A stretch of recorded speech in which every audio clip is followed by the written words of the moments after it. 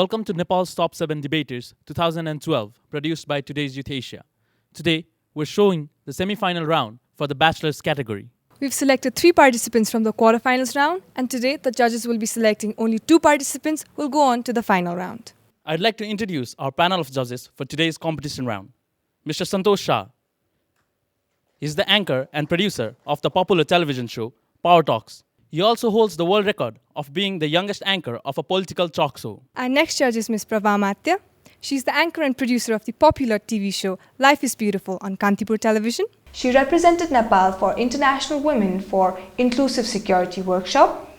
She has mentored several emerging young women leaders. Our next judge is Ms. Ayusha Nirola. She's a freelance writer and editor. She has previously worked as an associate editor at Today's Youth Asia. She has also worked as an assistant editor for ECS Media and the senior sub-editor at the Himalayan Times. The topic for the competition is a foreign bank in Nepal contributes to capital flight. The first participant is Prasun Jajodia of St. Xavier's College, and he'll be speaking for the motion. First of all, let me explain in layman terms what capital flight means. It means that the capital or the money of the country goes out of the country. Okay, so let us establish how foreign banks contribute to capital flight. First of all, when foreign banks are established in Nepal, the deposited money is Nepali money. That means the Nepali people deposit their money there. Now, if the foreign bank finds a better investment outside of Nepal, for example, in Nepal there are less investment opportunities than outside, then if there is a more profit margin outside for investment, the foreign bank invests the Nepali money outside of Nepal. That causes the money of Nepal to go outside of Nepal, which is in fact capital flight. Now my opponent may argue that the money comes back, doesn't it? Well, if we look at history, every 5 or 10 years or so, there has always been an economical crisis. May it be the economical crisis of 1997 in Asia, or may it be the economical crisis of the world from 2008 till now. Every time there's an economic crisis, the banks suffer. And the banks actually are not the end result of the sufferers. The customers are. And in this case, the Nepalese people will suffer. They will not get their money back. Apart from that, let's look at another aspect of this. The foreign banks established they're established to earn profit. Okay, so when they earn profit, where does the profit go? The profit goes to the owners of the bank. The owners of the bank are those people who are not the citizens of Nepal. So this profit is Nepali money. They're earning this profit from Nepal, and this profit goes outside of Nepal, which contributes to capital flight. Apart from that, my opponent may say that, foreign banks do employ Nepalese people, but see the board of directors of any foreign banks, higher level employees of any foreign banks, you'll see all of them are foreign people. So from that, even the employment opportunities also go to the foreign people. So on the whole thing, foreign banks foreign banks contribute to capital flight. Thank you. Prasun, when you started, I could barely hear you. But later on, you picked up very well, which is a good thing. You explained the topic very well, but you explained it in a long time. And we expect our viewers to understand the topic and you're in the bachelor's level. So you don't have to waste a lot of time explaining the topic itself. You have always been good with content. That's how we picked you up. But it's been 3 weeks. Pick up on the confidence level. You're still not confident. We've been telling that over and over to you, right? You are in the semi-final. You're in the semi-final of Nepal's top 7 debaters. You should be able to pick up on the confidence level, right? So you had very good contents today. I agree with Santosh that you explained the topic over and over again, because when you come for a debate, your opponent and the audience or the judges, they know the subject, so they don't need to repeat that saying the meaning of the topic, and you're running out of time. So use the time maximum by giving your opinion rather than your opponent may say or something like that. Just don't think about what your opponent's point, but you deliver your own points. That's what I want to say. And since this is a bachelor level debate, I expected more, strong points. And please be a little bit, like an confident adult. Okay. Person, when you started, yes, you were not loud or we couldn't hear you, and that's very important. When you're in a debate, you need to be heard, and you know your subject very well, very well. That's understood. But then again, it shouldn't be like we're in a classroom. You shouldn't. So you know your content well, and it shows. But and you have the confidence, but I think you lack the stage presence. So work on that. Work on how are you going to debate, and just have that fire and believe in what you're saying. And again, yes, I agree with her. At this stage and at your level, you should have more strong points to argue with. Okay, but overall, I think it was a good job. But you need to work on some more things. Now I'd like to call Manita Pokhrel from Nova International College, and she'll be speaking against the motion. What is capital flight? First of all, I like to explain that. Capital flight is a movement of money from one territorial area to next territorial area. I mean, from one country to another or from one place to another. The topic we are given today is a foreign bank in Nepal contributes to capital flight. So, what do we now we are clear that what is capital flight. Are every foreign banks doing so? We must be clear about that before speaking that yes, foreign banks are taking our money to abroad.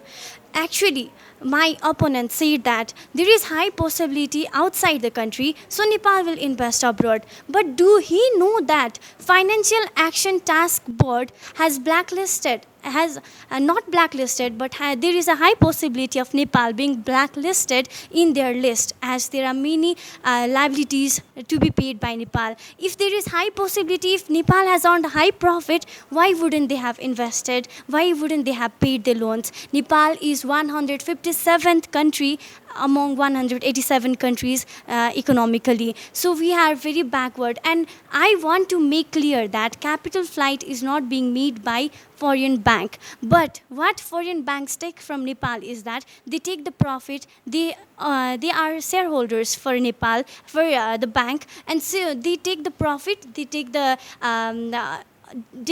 amount as it has been mentioned in the memorandum of understanding that is made in the very beginning phase while foreign banks comes to Nepal. And Nepal, talking about Nepal individually, it's not the country where Olympic is being organized right now. It is very backward. So just imagine the country, suppose a foreign bank invests a certain amount in China, he doesn't he doesn't implement the same amount in Nepal because they have a certain level of thinking that Nepal is a poor country, so they don't invest high amount. First main thing. And when we Nepali can do high technical development in Nepal, our banks promote in very well way, then they will invest the profit in Nepal itself. So isn't that the good point where we can satisfy or where we can be happy that they will be investing the profit in Nepal itself? But we Nepalis should be activated for that. And Nepali banks, Nepali foreign banks, we can say that they are not supporting or they are not doing capital flight, but itself they are giving employment. They are promoting Nepal itself, as at least we can see the name of Nepal in the list of their affiliated banks. So isn't that a proud thing that makes us feel happy? So a foreign bank, I would like to, my opponent may say, no, she was wrong. Why would they, are they a fool to invest in Nepal without getting investment in our country? But we must be clear that they take the profit only. They will not take the amount, they will not take the huge amount from us. And we Nepali are not also that much fool that will invest outside, because the GDP, gross domestic product, has increased from 2009 to 2010, as it was in 2009 it was 4.33, and in 2010 it was 4.53. So hasn't it increased? Here is the very nice proving point I got. So I like to claim once again, I like to say once again, a foreign bank in Nepal does not contribute to capital flight. Thank you. I think the mistake that you made was you did exactly what we told your opponent not to do. You started off with explaining what the subject is. After hearing that, you shouldn't have done that, first of all. But you're confident. It shows. You're not nervous. But you are not convincing enough. because you have done your research. I can see that you've done your research, but you lacked concrete examples, and that's a must at this level. You cannot get away with it, because somewhere in the middle you lost me. You were beating around the bush, you were going off topic, and only in the end you hurriedly gave your examples, about GDP. So I would say you're a good speaker, but you need to work on giving concrete examples and being structured. While debating, you sound a little flat, that you're from the beginning to end, you sound the same. So I expect you to have a little bit of voice intonation, that will attract us. That's all. Anita, do you remember what I told you in the audition? You are a natural speaker, I guess. Nepal's original speaker. Yeah, yeah. Oh, where did that go today? That I found missing. When I see you on the stage, I have to see that, because that was the main reason why we brought you in. So when you make some grammatical errors and all, that's forgiven for you. But if you miss out on the originality of your language, your voice, your expression, then we'll have to take the grammatical errors into the context. Yeah, she is natural. Right. So you have to do that, and you give a lot of examples, that is good, but at the same time, this topic relates to maths, not to psychology or emotion. Right? You cannot get emotional with this subject unless you own a foreign bank yourself. Right? So it has to be maths, it has to be facts, right? Use certain contexts. And a capital flight is not happening. If you make a statement like that, then it will be very easily countered, because the capital flight is happening. That is a fact. Yeah. Right? The only thing is, you can mention that maybe the foreign bank alone is not contributing to it. Maybe there is some local banks also, local national banks that are contributing to it as well. So when you debate, a topic is never dead at a dead end. It always has openings. So you'll have to find out what those openings are, and you have to cast on that. Okay? Sorry. All the best. Thank you, sir. Now I'd like to call on stage Prisma Khimiri of St. Xavier's College, and she'll be speaking for the motion. There was an article on eKantipur which stated the Swiss bank report data, where the data exactly showed that our depositors, that means Nepalese depositors, they have deposited value of 97.14 million of amount relating to Swiss franc, which was on 2010. But the amount decreased to 74.66 million within the year at the end of the year 2011. This was really surprising for me, because the same bank trusted by millions of Nepalese in the year 2010 was not trusted in 2011. Why? The reason is because of the capital flight. We already know that capital flight is the transference of money from one territory to other. But one thing I'd like to add is, it is the transference of the money, but the other thing we need to see is it's the intentional disappearance of money from one economy to other economy. So in case of Swiss bank also, first it took the money of Nepalese as a loan, but then when the money was trapped in our global economy, it was not able to pay back, and here the Nepalese people, they suffered. Likewise, Global Financial Integrity 2008 revealed that there are most of the developing economies that they suffer because of the capital flight, because there is no system operating going on better out there. Second is that it also revealed the figure that from US dollar amounting from $850 billion to $1 trillion, it goes in the name of capital flight from various developing economies to abroad. So we can clearly see that there are so many foreign banks that are contributing to capital flight. Besides that, Nepal also have various foreign banks opening up in a daily basis, which exactly contributes to the increment in the capital flight that is occurring, frequently. Likewise, other thing is international banks, they lure our customer offering higher interest rate. And once they offer higher interest rate, our Nepalese investor, they go and they deposit their money in the bank. But the other thing is, once the money is deposited, they utilize the money for the further approach or in foreign market, which might not lead the money to return back to the country of origin. This is where our problem lies. My opponent stated about liability, but let me tell her that, my friend, the most contributing factor for liability is because of the foreign banks that are residing in the nation. Similarly, she talked about the profit holding capacity, but once the foreign banks take the profit, those profits are gone into the pockets of owners, not to the people. So it again proves that foreign banks are again and again contributing to the capital flight. Thank you so much. Your starting was very good. You used an example, and I think that gets the audiences or everybody's attention around you. You have stage presence, but you fumbled a little bit, and I don't know, maybe it's because you had a lot of facts, which is good, and you wanted to get all the points across. But in order to do that, just know what you're going to talk about, rather than jumping from one point to another. But I think you had good arguments, you had good points. Just you fumbled, you were a bit nervous, So if you work on that, I think you'll be great. Opening was good, but debate is also like an essay. It has an opening, it has a content, and it has a closing.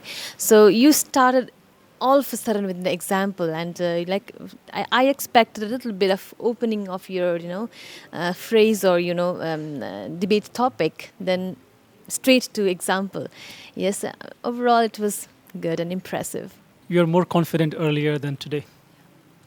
And let me start by saying that I respect your hijab. It's such a nice outfit. You did get interrupted in between, but at the same time, when you have a lot of data, then plan it well.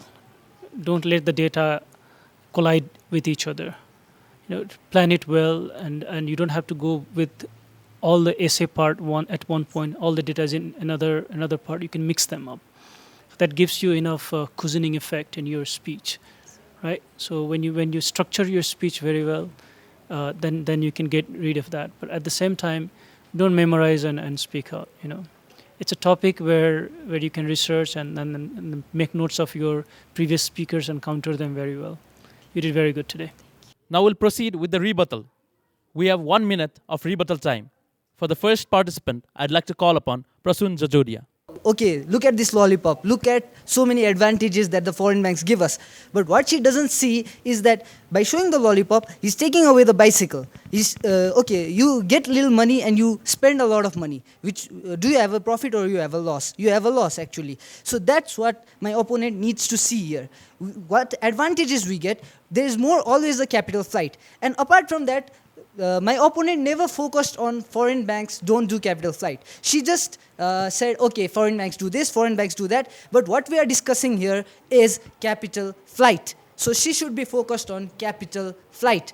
Apart from that, what she says is, okay, foreign banks give us investment and everything. But the profit always goes to the investors. That should be known. Thank you.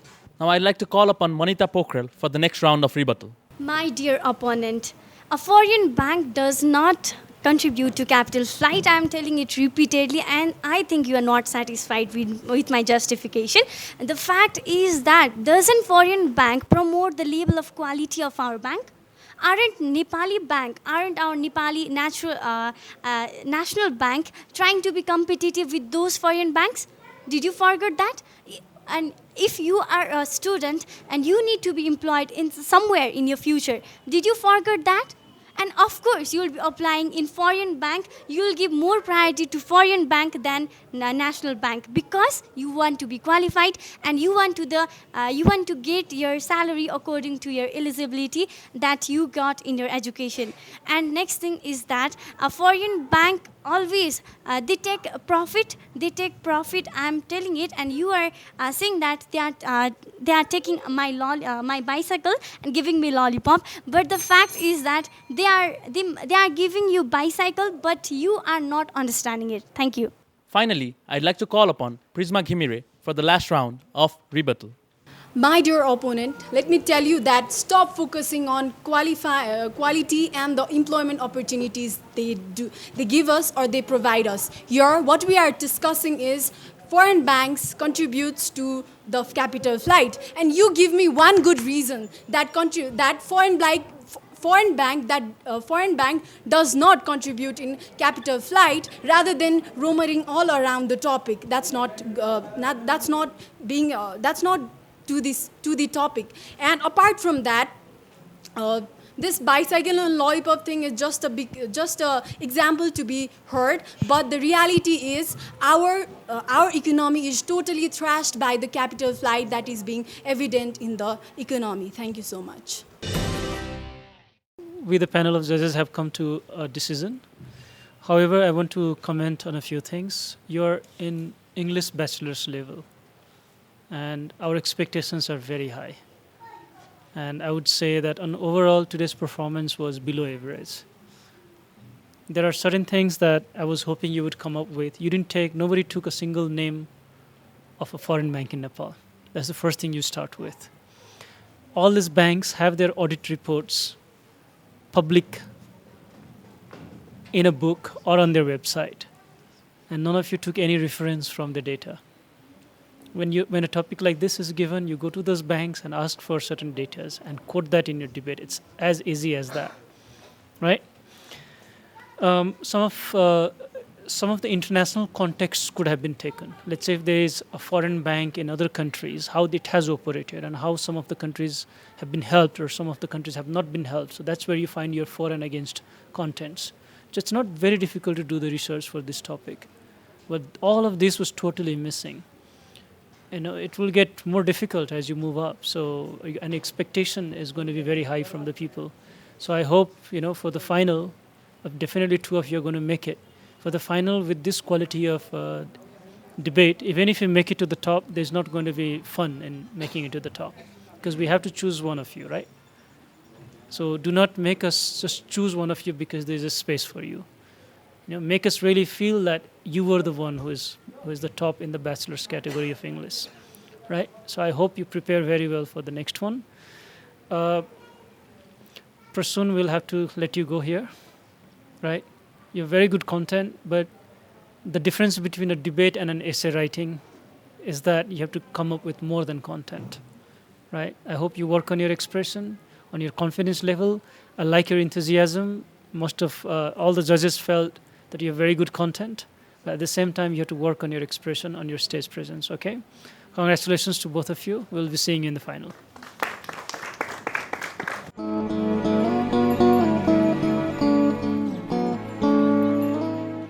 For those of you who could not make it today, you can apply for the next debate competition being held on 2013. If you're a student studying between grade 7 and bachelor's level, you can apply for the next audition round of Nepal's Top 7 Debaters 2013 being held in September 2012. We'd also like to request our viewers to send us topics for the final round. For further information, you can contact youthtya@gmail.com. Phone 425-7250. Thank you. Have a nice week. Namaste.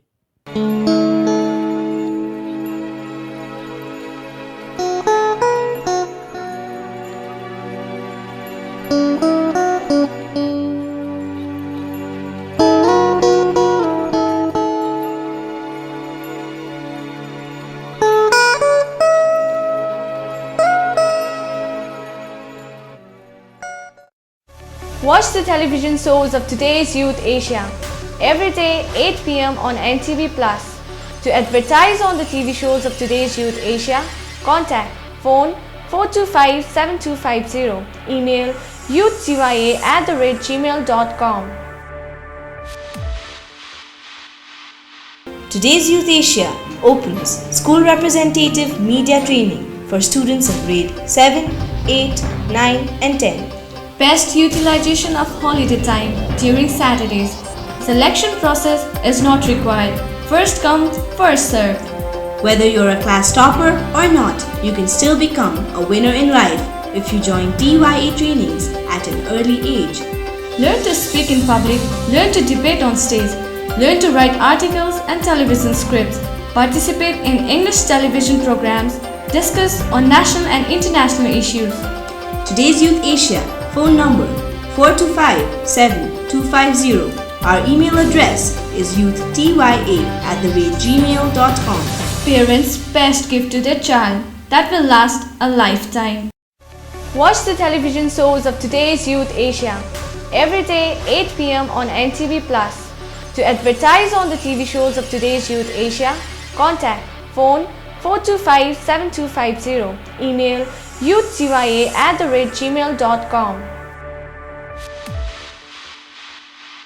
Today's Youth Asia opens school representative media training for students of grade 7, 8, 9 and 10. Best utilization of holiday time during Saturdays. Selection process is not required. First come, first serve. Whether you're a class topper or not, you can still become a winner in life if you join TYA trainings at an early age. Learn to speak in public, learn to debate on stage, learn to write articles and television scripts, participate in English television programs, discuss on national and international issues. Today's Youth Asia phone number 425-7250. Our email address is youthtya@gmail.com. Parents' best gift to their child that will last a lifetime.